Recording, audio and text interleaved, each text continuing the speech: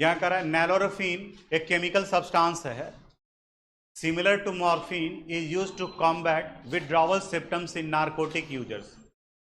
Dose of nalorphine generally given is 1.5 milligram. Calculate the mass of 1.5 into 10 to the power minus 3 molar aqueous solution required for the above dose. अब थोड़ा ध्यान से सुनना। यहाँ कर है आप ड्रग्स के बारे में सुने होंगे। तो मॉर्फिन जो है कॉमन ड्रग्स है और ये जो ड्रग्स के एडिक्ट हो जाते हैं उनसे ड्रग्स छुड़वाना जो एक डिफिकल्ट टास्क होता है, क्योंकि उन्हें कुछ अजीब तरीके का सिम्टम्स डेवलप करता है कि वो उसे लेने के लिए कुछ भी करने को तैयार हो जाते हैं। बहुत सारा मूवी वगैरह भी बना है उससे रिलेटेड, वहाँ पर भी आप देखे होंगे। तब इसके सिम्टम्स, इसको दूर करने के लिए क्या करते हैं डॉक्टर, ड्रग्स के अमाउंट को धीरे धीरे कम करते हैं, कैलकुलेटेड अमाउंट को। और वही कह रहा है कि इस सिम्टम से बाहर निकलने के लिए, इस ड्रग्स के एडिक्शन से बाहर निकलने के लिए मॉर्फिन की जगह पे नैलोरोफिन डाला जाता है। जैसे ड्रग्स का सबसे बड़ा ड्रग्स हम लेते हैं, आप भी लेते हैं, ड्रग्स दवा को कहा जाता है, लेकिन वो जो दवा होता है वो नॉन एडिक्टिव नेचर का होता है। यानी कि ऐसा नहीं कि आज पेट दर्द कर रहा है तो आप दवा ले लिए, रिलीफ मिल गया, तो कल भी आपको वो दवा खाने का मन करेगा।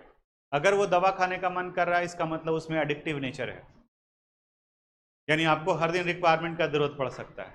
तो मोस्ट ऑफ द ड्रग्स जो है वो नॉन एडिक्टिव नेचर के होते हैं और कुछ एक ड्रग्स जो है वो एडिक्टिव नेचर का है और उनका भी इस्तेमाल किया जाता है मेडिकल साइंस में, क्योंकि इसमें से कई वैसे एडिक्टिव ड्रग्स होते हैं जो हाईली एनाल्जेसिक्स नेचर का होता है, हाई ग्रेडेड एनाल्जेसिक्स होता है।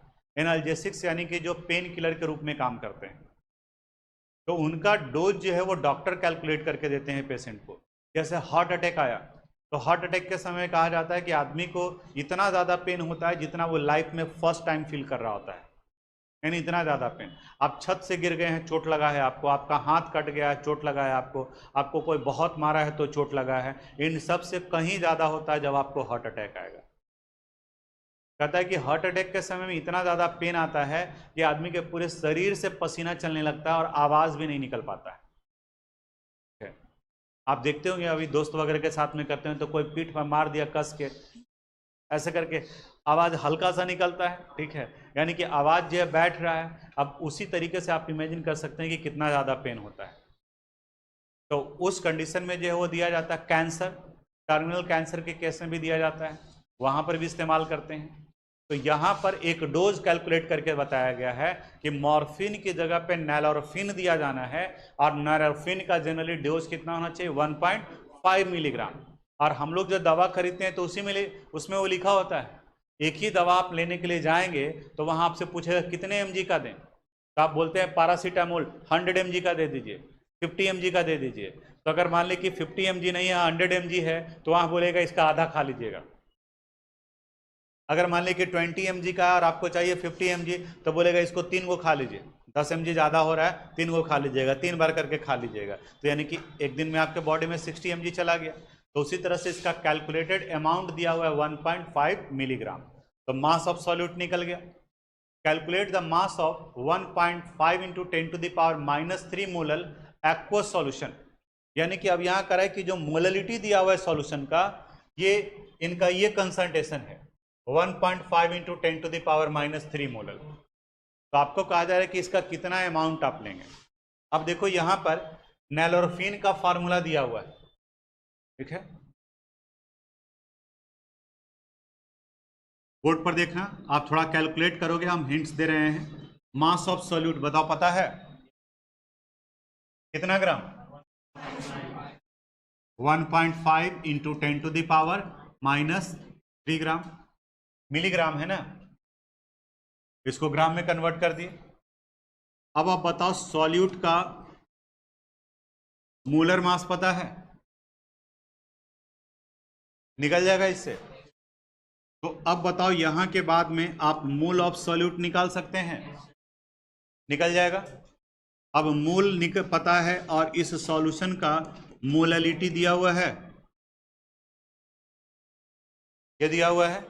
अब मोललिटी का फॉर्मूला यूज करो, molality is equal to mole of solute divided by mass of solvent, solution नहीं, मास ऑफ सॉल्वेंट इनटू 1000। अब इस क्वेश्चन में मोलैलिटी आपका पता है 1.5 इंटू 10⁻³ मोल पता है, तो बताओ निकल जाएगा मास ऑफ सॉल्वेंट। और अभी वाले क्वेश्चन में हम लोग डिस्कस किए कि अगर सॉल्यूट और सॉल्वेंट के मास में लार्ज डिफरेंस हो तो उस कंडीशन में जो सॉल्वेंट का मास होगा उसी के मास को क्या कंसिडर करेंगे, सॉल्यूशन का मास। अब बताओ निकल जाएगा, तो ट्राई कीजिएगा इसको। ठीक है, हिंट्स जरूरत पड़े तो आप नोट कर लीजिए। यहां से तो दिखता नहीं, यहां से देखते हैं। Calculate the amount of benzoic acid required for preparing 250 millilitre of 0.15 molar solution of methanol. Calculate the amount of benzoic acid. यानी कि बेंजोइक एसिड का अमाउंट निकालने के लिए कहा जा रहा है। चलो देखो यहां बोर्ड पर,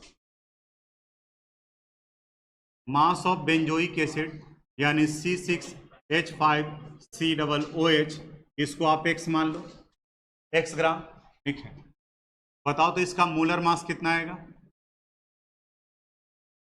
122 ग्राम पर मोल।